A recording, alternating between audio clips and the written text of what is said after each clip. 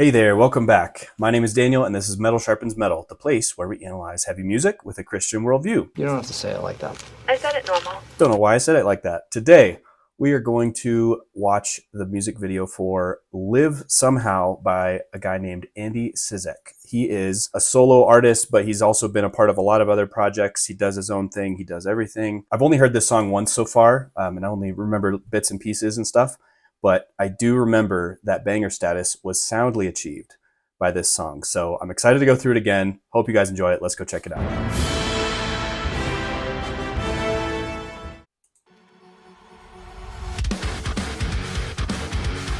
That is such a good bouncy riff. Oh yeah, love the stutter.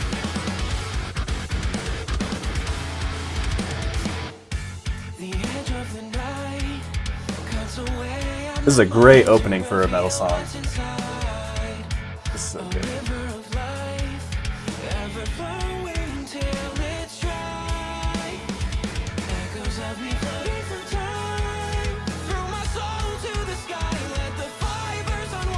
He's got so much skill with his voice.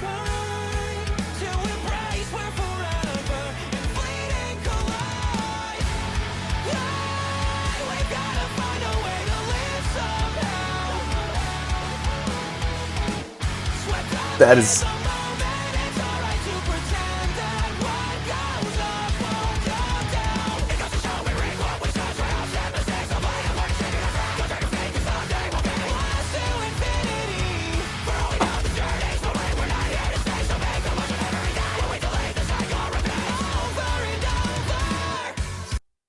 All right, there is so much going on. I need to stop for a sec. So, okay, so if we go back a little in the lyrics, we see he's got kind of ambient, angelic, higher singing part in the verse, and then it just goes into that chorus. Hey, we gotta find a way to live somehow. Oh, oh. I love how they got Rihanna to coordinate on this track with them, with the pop sensibilities. But yeah, that is so cool. And then it goes into that just wow, because of like the melodies that they chose for those notes. It goes to show that we reap what we sow, but triumphs mistakes. Like he was having a singing part underneath the screaming part and locking in with the guitar and drums. So yeah, rhythmically it just sounds super punchy and awesome. Love that. But then the actual melody underneath it sounded like kind of jazzy, almost like progressive. Little hints that sound like really sped up jazz parts. I don't know. I can't really say it any clearer than that. That's as clear as I can make it. That's so dang cool. Oh my gosh. Okay, let's keep going.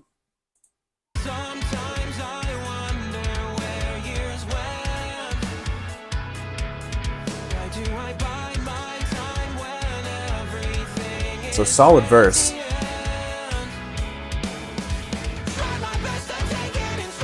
All right. Bring some chunky guitars back.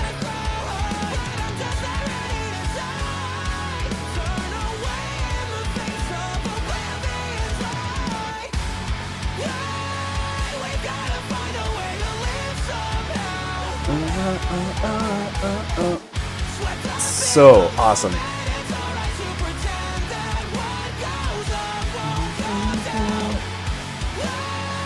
Okay, double length the second time. Slightly different melodies.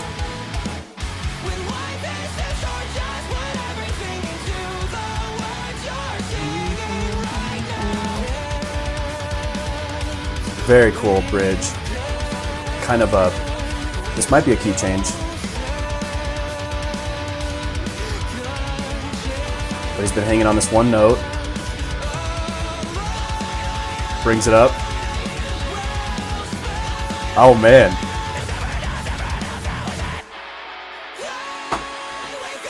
Okay, wait. Okay, hang on. That is such a cool bridge. Okay, it reminds me of a bridge in one of my favorite Tesseract songs ever called Exile, where Ash says, "Take this hate and fear to the grave." And every single word elevates the note. Like he goes up half step, 1.5 step, I don't know. He goes up a note every time and it just builds into this big thing. The instruments start really subdued and kind of more muted, and then it opens, like it gets really big at the end. Anyway, I got some vibes like that from here because he sticks on that dance with the no second chance. Like he's just on that one note, and then a life well spent, he brings it up and opens it. Oh my gosh, that just gives me chills. That is an amazing effect. Yeah, that's a sick bridge. Every part of this song is really well formed. And then he had the really fast like at the end, and gee golly whiz, I just sure do love me some of those staccato vocals when they do that. So I'm gonna go back and hear that one more time.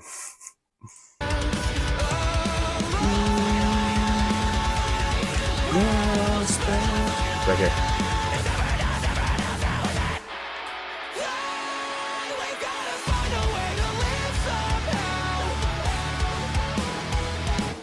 Awesome way to get back in the chorus. The big hits.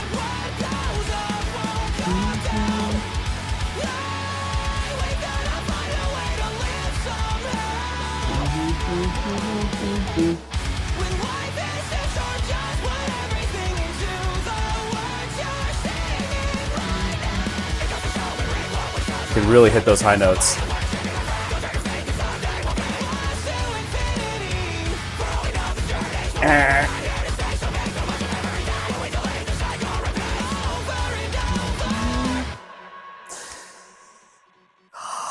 I love that. Gosh. Calm down. No, you calm down. Okay.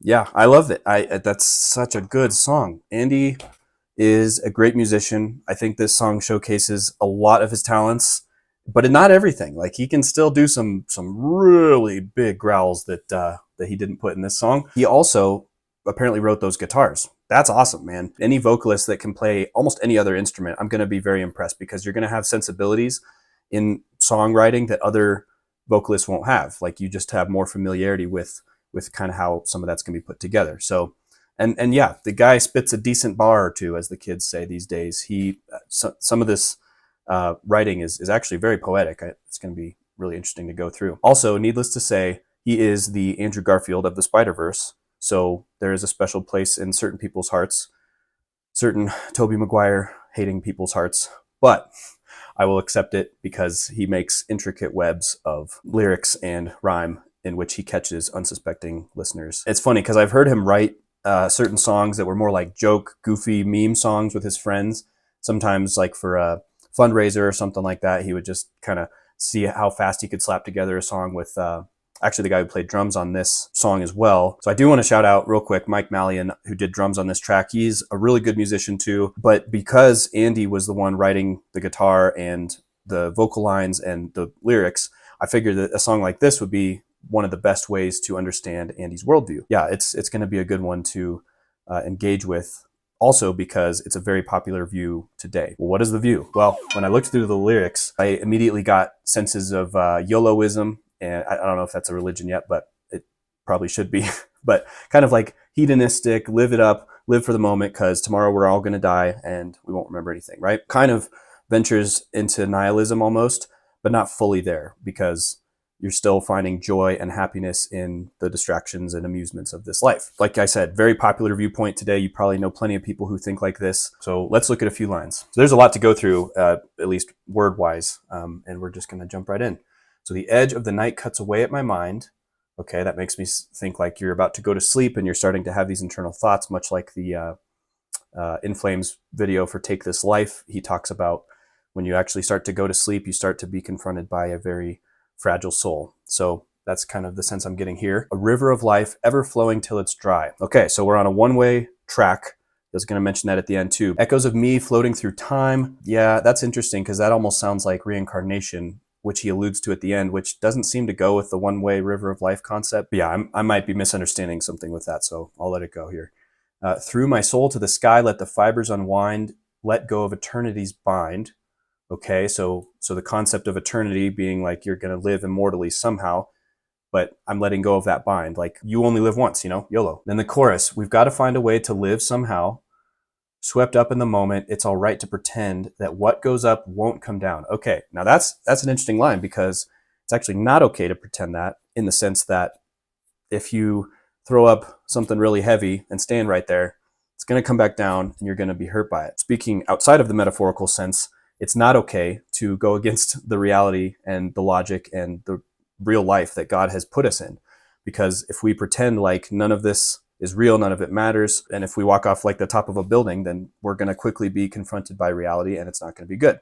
So most people don't actually live like this. Most people don't just run red lights and say, that light could mean anything, right? It's like, no, we know what it means. I see what he's trying to say. He's trying to say that we're trying to push back on classical thought of, maybe Christianity, or thoughts of reincarnation, or thoughts that we will have a chance to live again in a way. So like, beliefs in heaven and hell, if we kind of push all that aside, it's all right to pretend that what goes up won't come down. So we don't have to really deal with that right now, is kind of the sense I'm getting. Triumphs and mistakes all play a part in shaping our frame. Yes, I mean, we are products of kind of how we act and how we go through life and the decisions we make, of course. Don't drag your feet, because someday we'll be lost to infinity. Okay, so again, that's like the sense of nihilism. If we're just lost to infinity when we die, if we just fizzle out into nothingness, okay, sure, then yeah, don't drag your feet, right? Like, get to work having fun. Let's just all have a good time. For all we know, this journey's one way. We are not here to stay. So make the most of every day. When we delete, the cycle repeats over and over. Now, that was the part that made me question it. Okay, so I get this first part. We're not here to stay, so make the most of every day. But then this part was confusing. When we delete, the cycle repeats. The cycle repeating sounds like reincarnation, over and over, reincarnation. I don't know. I don't understand how the river can run one way and run dry, but we're also in a circle. I'll just kind of overlook it, because I think that the overwhelming view of the song is that we live once and then we die. Why do I bide my time when everything is transient? Don't bide your time. If everything's transient, why wouldn't you live it up in this life? Try my best to take it in stride, ebb and flow with the tide, all the tears that I've cried. Again, this is good poetry. Like, I love when you can have repetitive lines. It's not necessarily always A, B rhyming schemes, but now he's got stride, tide, cried, and then another. But I'm just not ready to die, turn away and face oblivion's light. That's a great stanza. I like that. Now we have that awesome bridge. I love the way that he formed that musically. So he says, dance with death, I'll find a way to live. So now he's talking about a life well spent. It's ever enough, never enough. Now is it? I don't know if that's a typo. Is I supposed to say never? But yeah, he wants it to be a life well spent. I mean, I think that's a lot of people's goals. We want to be remembered for the good things we did. We want to pass on a legacy to our children. But yeah, he said it's never enough. So he has this hollow sense in his chest that he wants more than this. So it's good that he's starting to have this realization. But again, he kind of just says like, don't look too far behind the curtain, because we just got to find a way to live somehow. We got to be swept up in the moment. We got to pretend. So it's like he's making almost the realization, like the blinders are almost off his eyes. And then he's like, no, wait. He puts it all back. So the first thing that came to mind when I started looking at these lyrics was a phrase that's used in several places of the Bible that goes, let us eat and drink, for tomorrow we die. Everybody died. The end. And on its face, it sounds like, the hedonistic kind of pursuit of pleasure that Andy was referring to in, live it up, live for the moment, pretend that there aren't consequences for the moment. But the Bible always uses that phrase as a form of ignorance and foolishness of the people saying it. The first reference was in Isaiah. The people were ignoring impending doom coming, and they said, let's just eat and drink, for tomorrow we die.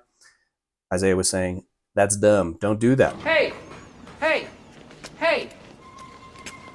you idiot. But the main use I wanted to address today was in 1 Corinthians 15, where Paul is refuting that mindset because of what the implications are for the resurrection of the dead. He's specifically going against a type of philosophy that said there's no resurrection of the dead, and that's why it's impossible for Jesus to have been raised from the dead. What's interesting about that note is that Paul says if Jesus wasn't raised from the dead, then our entire faith is in vain and we have no hope. But obviously Paul says Christ was raised, and that is what is so important. But I'm getting a little bit ahead of myself, revealing the spoiler at the end. So when he's discussing this foolishness of that worldview, he says, if the dead are not raised, let us eat and drink, for tomorrow we die. Okay, so he's like, I'll grant you, if there's no resurrection, sure, this fits. But he says, do not be deceived. Bad company ruins good morals. So then he tells us, hey, dummy, wake up from your drunken stupor, as is right, and do not go on sinning. He then assures us later that we can be raised imperishable from the dead and have victory over the grave because of what Christ did. And that is how he can confidently say that death is swallowed up in victory O death, where is your victory? O death, where is your sting? That's a famous verse many of us are familiar with. Christianity and what Jesus did is like the hack to life. It's the cheat codes against death. It's what makes us not have finite lives in the video game, right? He even says the sting of death is sin and the power of sin is the law. Okay, so there are implications for how we live our lives if we sin, if we are righteous. But thanks be to God who gives us victory through our Lord Jesus Christ. So he's linking our potential for victory to Christ's work. And that's the only way that we can know that our lives and our labor will not be done in vain. This is the worldview that gives meaning to our work when we are aligned with God's purpose, when we are submitting to the sovereign God of the universe and trusting in him for life after death, trusting in him for the only key for immortality. That's how we can have a life well lived, as Andy wanted. That's how we can, be motivated and actually have purpose in this life. I am glad that Andy wrote this song even from the perspective of an unbeliever, even from the perspective of somebody who wants to live it up. He's being very honest with his views there, and I first of all didn't expect that from a random single of his, but it's good. It means Andy is thinking about these things. It means he's pointing out some of the futility of our thinking when we think that we can just go through life and live it up like pretending like nothing will come back down after we throw it over our heads. I think those with eyes to see will see that that is futile. That is foolish thinking. And not only does Jesus give us immortality at the end of our life and victory over death at the end, it's an elevated sense of life and purpose right now as we live for the glory of God. So for Andy, especially for anyone who's watching this video who doesn't know that, doesn't have that sense of purpose, doesn't have those eyes to see what we're here for, I hope and pray that you can find that peace and fulfillment in our God. But yeah, hope you enjoyed the analysis. Hope you enjoyed that song. I know I sure did. That's going in a lot of playlists. And yeah, hope to see you in the next video. Bye.